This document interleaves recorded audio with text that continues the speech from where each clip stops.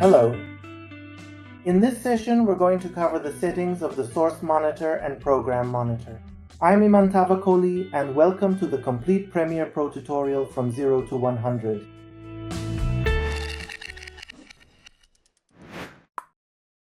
Alright, in this part, we'll thoroughly go through the main settings of the source monitor and program monitor. When you activate your playhead here, by default, you're moving it to mark your frames as mark in and mark out. In this section, as a preview, you can view the entire part of your film or your rushes or footage. Okay? Look, when I actually move my mouse or move it around, wherever I stop and double click, my playhead will be positioned right there. Look, I double click and it gets placed there. Let me mention something. Guys, you see here there are two icons. That means this clip has both audio and video. This one you see doesn't have it, meaning it only has video. This one, as you can see, doesn't have it, so it's just video. Those with a single icon mean it's only video. Those that have two icons mean they have both audio and video. Now, in this section, I'll play it again. I double click and my playhead is placed here. When I double click this specific item, my playhead is immediately set right here. In the playhead position section, it will provide you with a clear display of the exact second and frame of the part of the video where your playhead is currently located. But in the out direction section, it is the area where I manually mark a specific part of the video timeline by using the mark in and mark out tools to define a selection. I do it and it tells me that this section is 2 seconds and 10 frames. If I move it a bit, you can see here it becomes exactly 2 seconds. So now we've understood that this shows us for our entire video how many seconds our playhead has reached or how many seconds the whole video is. This part sets our mark in point. Alright. Moving forward into the subsequent section of our project, let me carefully insert several additional frames into this specific timeline. Okay, as you can see, I have successfully generated and positioned a series of new frames right here to ensure everything looks correct. I bring my playhead here and tell it to bring me this frame. Instead of dragging, I use the shortcut key.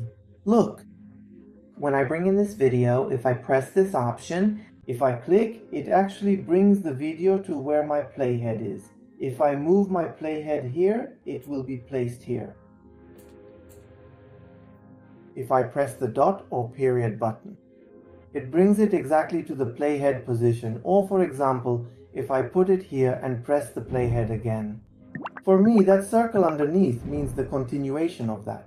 It brings up that part and sometimes it even hides it. So maybe if I bring them here, which is on video 1, and press the period button again, it will cut that part for me and preview the new video. Now for example,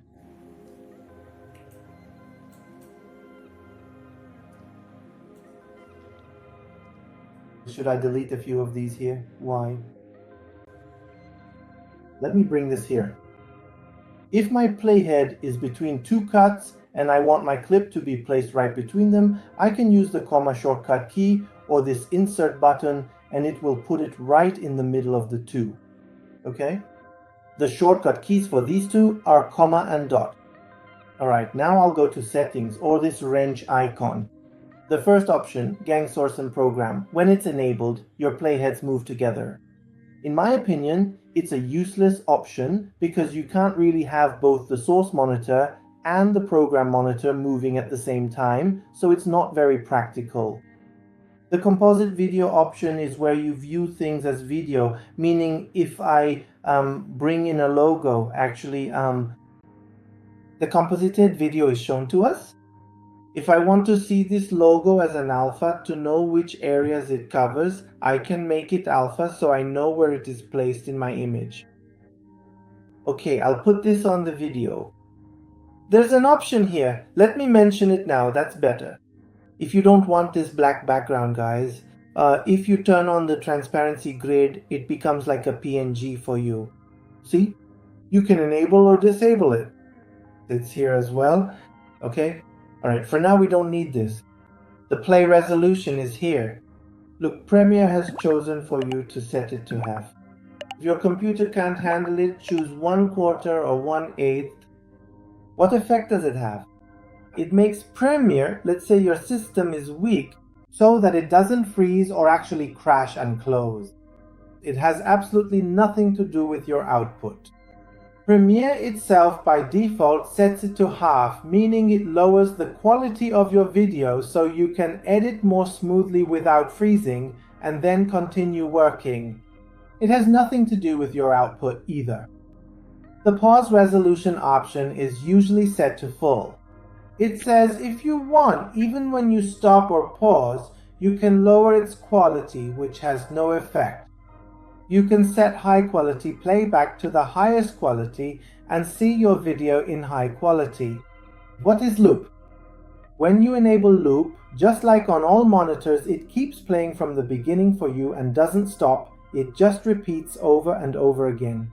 I carefully mark everything out, or conversely, I meticulously select the rhythmic beats of my music using the shortcut key M. And then I synchronize my video footage with it, or I align all the clips sequentially in a row to match the rhythm perfectly. Rest assured, I'll dedicate a session just for this marking topic and explain it thoroughly. Okay, so the next option we should look at is the time ruler feature, which is the specific area where you can clearly see your individual frames, represented as seconds along the bottom of the timeline. The margin option is where you can see, well, as a margin so that the font you're typing is displayed here. Guys, have you seen that there's a zoom on TV remotes? It's like maybe someone has zoomed in on the movie. So whenever you're writing subtitles, don't set the margin too high in this section, because if it's zoomed in, it might not be readable in these areas.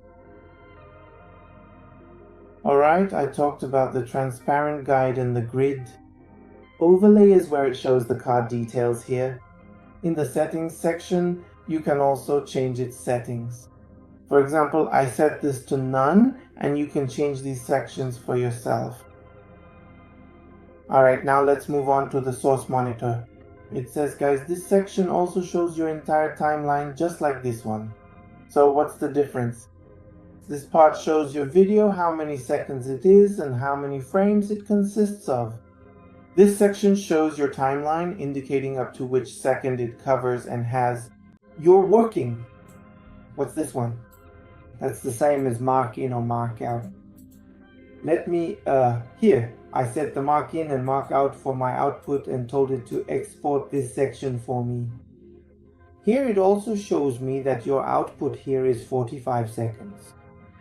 Okay?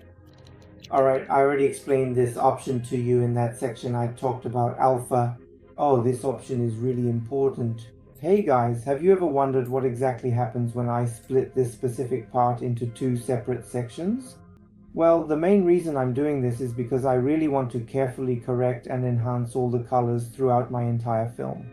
One monitor shows the main color monitor, and another one here shows me the changes in my color modes so I can see the before and after side by side. Now in different modes. It's showing you the preview. Here you have it too. Look, by enabling this it shows you. Okay, I told you about the options in this section.